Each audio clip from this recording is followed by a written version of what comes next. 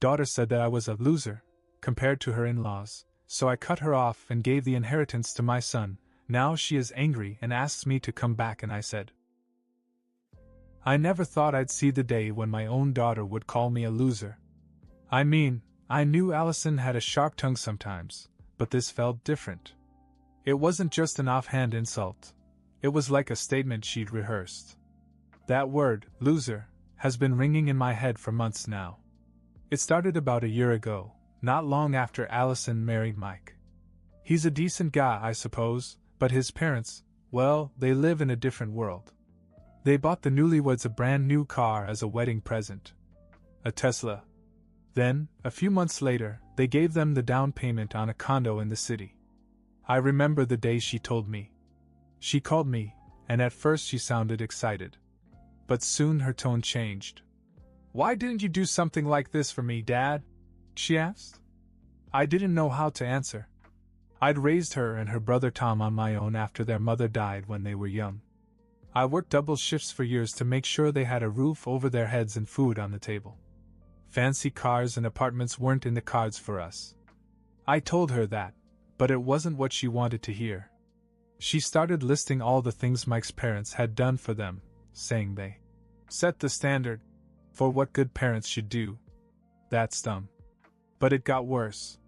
Over the next few months, she brought it up again and again. She'd call or visit, and somehow the conversation always came back to how I hadn't given her enough. You didn't even help me pay for my wedding dress, she would remind me. You didn't offer to help with the honeymoon. I tried to let it go, thinking maybe she was just blowing off steam. But the comments grew more pointed. She started comparing me to her in-laws. They're just so generous, Dad. I don't know why you can't be like them. One day she said outright, You've never been able to give me anything I really wanted. Honestly, sometimes I think you're just a loser. I felt like I'd been punched in the stomach. I didn't even react. What could I say? What she didn't know and what I had been wrestling with for weeks was that I had recently started thinking about my will. I have high blood pressure, and the doctor has warned me to take it seriously. I'm not a rich man, but I have some savings, the house, and a decent life insurance policy. Enough for it to matter. I'd been trying to decide how to split everything between her and Tom. But after this conversation, I began to wonder if Allison even deserved it. She clearly didn't think much of me. Meanwhile, Tom had always been the steady one. He never asked for much and always helped me out when I needed it. It made me think hard about who would appreciate what I had to give. Little did I know that decision would send Allison into a rage I never saw coming. A few weeks after the explosion, I was sitting in my living room going through the paperwork for my will. It wasn't a huge fortune, but it was everything I'd worked for. The house alone could be a nice boost for one of my kids. Allison had been on my mind, and not in a good way. The things she'd said lately about me, about what I owed her, were wearing me down. But it was Tom who called that night. Hey, Dad, are you okay? He asked. I told him I was fine, but he could always read between the lines. You sound stressed. Is it Allison again? I hesitated.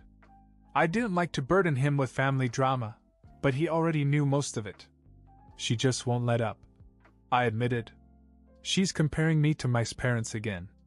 You'd think I'd get used to it, but this time she called me a loser. Tom didn't respond right away. Then he finally said, That's low. You don't deserve that. That was Tom in a nutshell, calm, steady, and always ready to defend me. He never asked for anything, but he was always there when I needed him. When my car broke down last year, it was Tom who took a day off work to help me buy a new one. He didn't even complain when I chose a used Corolla instead of something flashier. Allison, on the other hand, had barely visited since her wedding. And when she did, it felt more like an obligation than anything else. That night, I made a decision. I decided to give Tom the bulk of my estate. The house, the savings, everything. Allison would get a small amount. It felt fair to give her something, but the majority would go to the child who had always supported me, not the one who made me feel like I was never enough. I finished the paperwork the next day. Part of me felt guilty, but a bigger part felt relieved. I figured I wouldn't say anything until it was time. I didn't want to start a fight. But Tom, God bless him, couldn't keep it to himself. A few days later I got a call from Allison. I could tell right away that something was wrong. Her voice was tight, like she was trying to hold back anger. Tom told me about your will, she said. Is it true? Are you giving him the house? I wasn't going to lie. Yes, it's true. There was a long silence on the other end. Then she exploded. How could you do this? I'm your daughter. I've always been there for you. I couldn't help but laugh bitterly. Always been there for me. Is that what you really think? You know what I mean, she snapped. I'm your daughter. It's only right that I get more than Tom. He's your son, Dad. I'm your best child. You should reward me for everything I've done for you. I sat there stunned. Reward her? For what, exactly? This conversation was about to take a turn neither of us would forget. I didn't even know where to begin. Reward her? For what? It felt like the entire history of our relationship was playing out in my head, and I struggled to find a single thing she'd done that met her sense of entitlement. Allison, I said carefully, you say you've always been there for me. Can you give me one example? Just one? She didn't miss a beat. I call you all the time, don't I? I check up on you. I make sure you're okay. I almost dropped the phone. You call me to tell me what I'm doing wrong or to complain about what I didn't give you. That's not checking up on me. She ignored me. And who invited you to our engagement dinner? I did. Mike didn't even think about it, but I made sure you were there. That's loyalty, Dad. That's me being a good daughter. I couldn't believe what I was hearing. You invited me to your engagement dinner, and you think that counts as loyalty? Her tone changed, sharper now. You're twisting my words. The point is, I've done more for you than you know. And let's not pretend that Tom deserves more than I do. What has he ever done? He's just your golden boy who never had to fight because you gave him everything. Now I was angry. I took a deep breath and tried to keep my voice calm. Tom never asked for anything. Not even once. And he's always helped me when I needed it, no complaints, no strings attached. Can you honestly say the same? She scoffed. That's because you always favored him. He didn't have to ask because you handed it to him on a silver platter. You never cared for me in the same way. That was it. I couldn't hold back anymore. Do you hear yourself, Allison? You're twisting reality to fit your narrative. I gave you as much as I could. You went to college debt-free because I worked double shifts for years to make it happen. You got braces when you needed them. You went on field trips, had new clothes every year, and even had a car in high school. It wasn't a Tesla, but it was what I could afford. And now you're sitting here rewriting history because Mike's parents have more money to throw around than I ever could? For a moment, I thought she might actually back down. But instead, she doubled down. None of that matters. What matters is what you're doing right now. And right now you're cutting me out of what's rightfully mine. I couldn't believe the nerve. Rightfully yours? I repeated. This is my money, Allison. It's not yours. It was never yours. I get to decide what to do with it, and frankly, you've made it pretty easy for me. There was silence again, but it wasn't the kind that meant she was thinking. I could almost hear her anger boiling over. You're being unbelievable, she finally said. You're punishing me for having higher standards than Tom. Is that it? You hate that I want more for myself? I sighed. No, Allison. I hate that you think I owe you more just because someone else gave you more. You've made it clear what you think of me, and I'm just returning the favor. That last line seemed to hit her hard. For the first time, she didn't have a quick comeback. I thought maybe that was the end of it, but then she said something I hadn't expected. You're going to regret this, Dad. You'll see. And with that, she hung up. A few weeks went by without a word from Allison. I figured she needed time to cool off, and frankly, I wasn't in any hurry to reopen that wound. Then, out of the blue, she showed up at my house one night, holding a stack of papers and looking determined. Can we talk? she asked. She wasted no time. Sitting at the kitchen table, she laid out her case like a lawyer in a courtroom. I've been thinking, Dad. This isn't fair. I'm the one who's married, the one who's starting a family.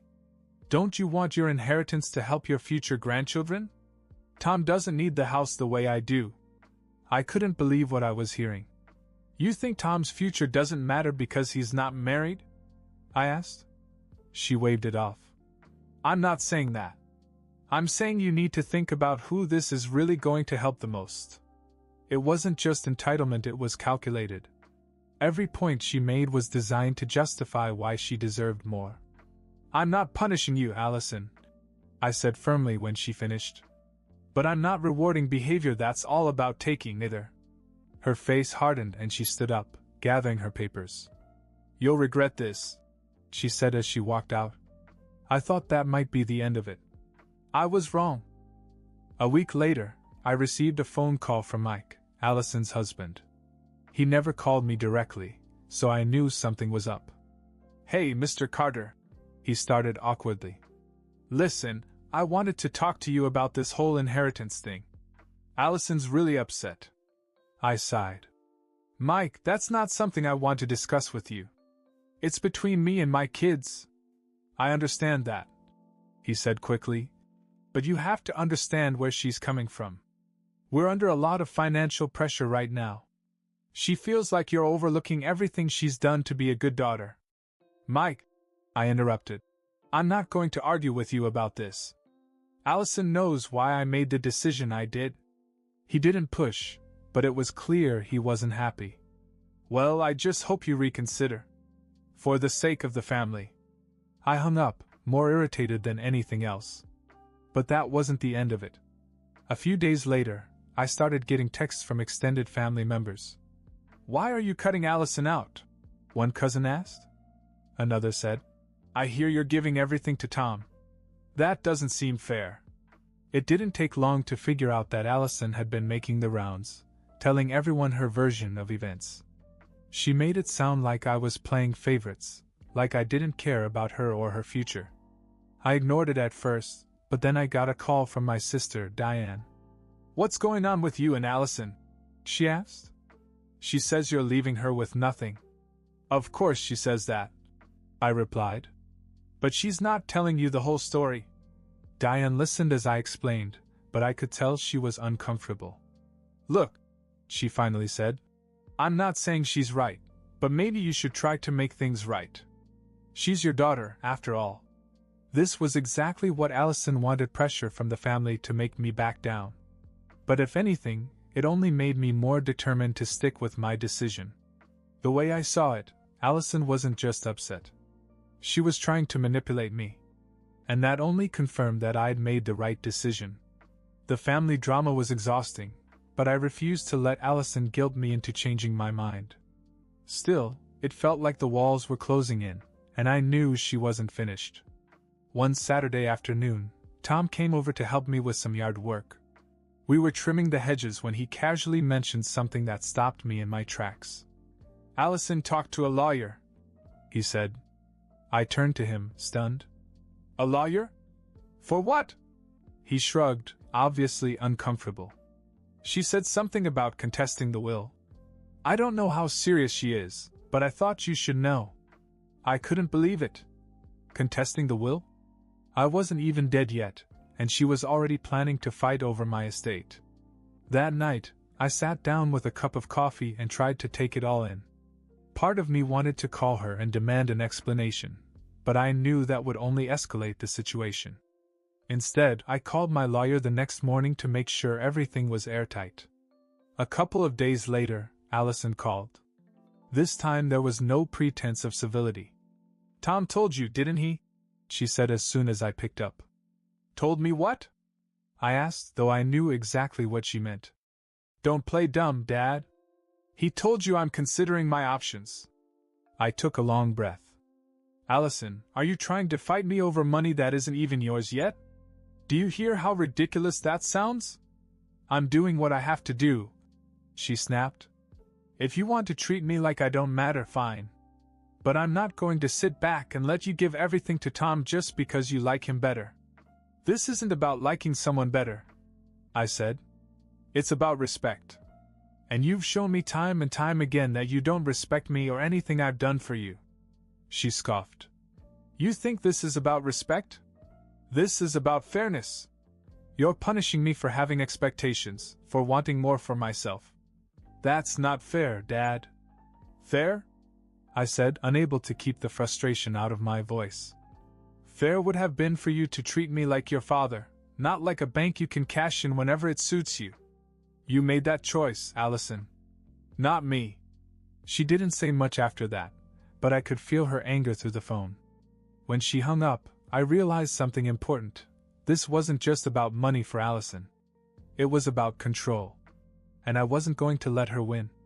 For a while, things were quiet. I thought maybe Allison had finally let it go, but deep down I knew better. She wasn't one to back down easily, especially when she thought she'd been wrong. It wasn't long before I was in for another surprise. One night, as I was going through the mail, I found a letter from Allison. It wasn't handwritten or heartfelt, it was from her lawyer. She was formally contesting the will, claiming that I was making decisions under undue influence from Tom. I couldn't believe it. Undue influence? Tom had never pressured me about anything. He didn't even know I was revising the will until I told him. But Allison painted a different picture. I immediately called my attorney.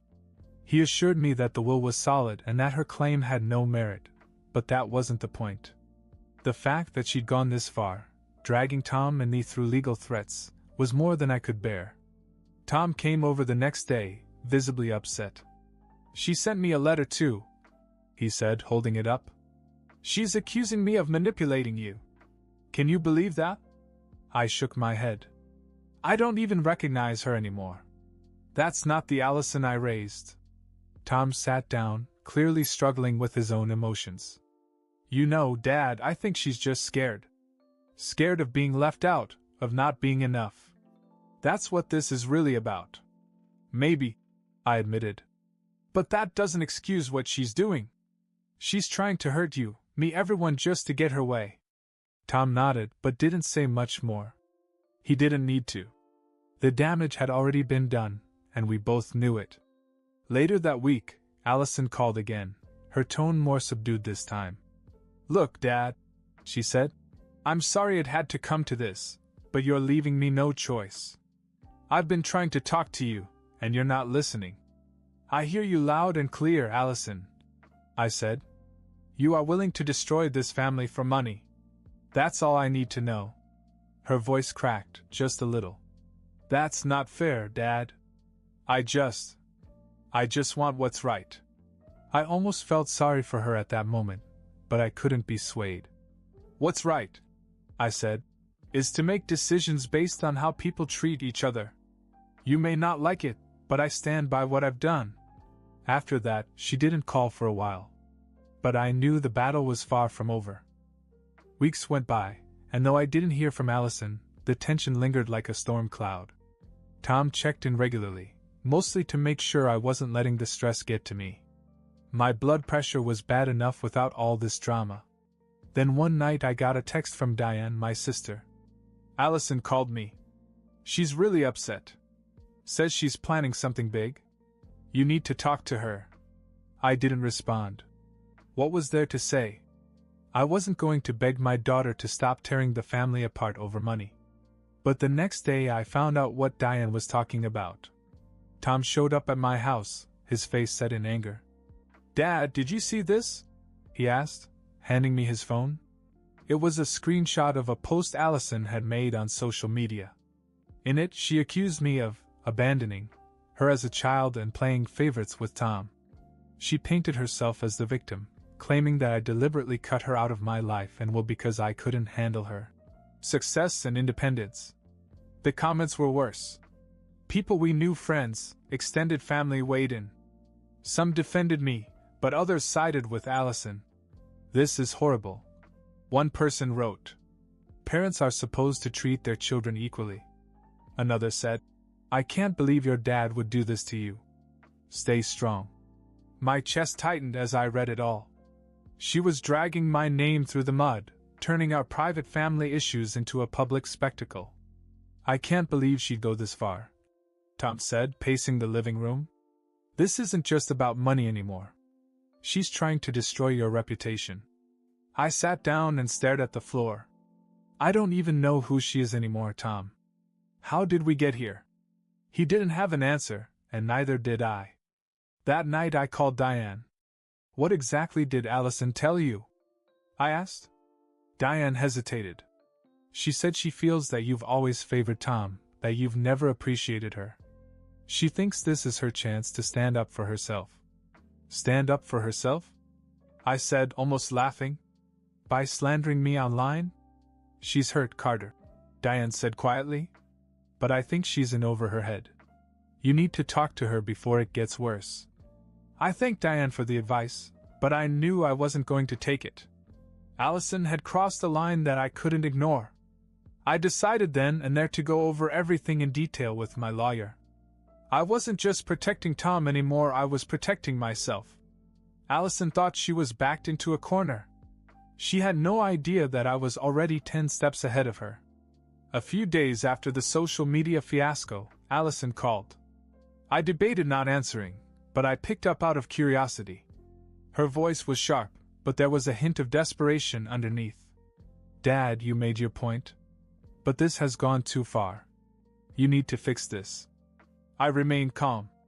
Fix what, Allison? You're the one who brought this out into the open. You're ruining our relationship.